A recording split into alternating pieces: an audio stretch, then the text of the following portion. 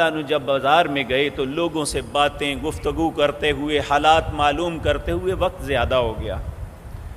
جب آپ واپس پلٹے تو ذہن میں سوچتے ہیں کہ بہت زیادہ وقت ہو گیا، میں اس کو 3 درہم مزدوری دوں گا۔ اس زمانے میں درہم اور دینار، درہم چاندی کا سکہ تھا، دینار سونے کا سکہ تھا۔ کہا میں 3 درہم اسے اجرت دوں گا۔ جب آپ واپس آئے، بازار سے باہر نکلے میدان میں، تو آپ نے دیکھا ان کا اونٹ جو ہے، ان کی سواری جو ہے بغیر مہار کے پھر رہی ہے، مزدور کوئی بھی نہیں ہے۔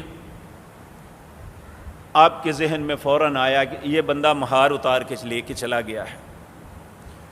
آپ اسی وقت بازار میں پلٹے، جس دکان پہ یہ چیزیں فروخت ہوتی تھی ایک دکان پہ گئے تو آپ نے دیکھا وہی مہار جو سیدنا علی رضی اللہ تعالی عنہ کے اونٹ کی تھی وہ اس دکان پہ پڑی ہوئی ہے۔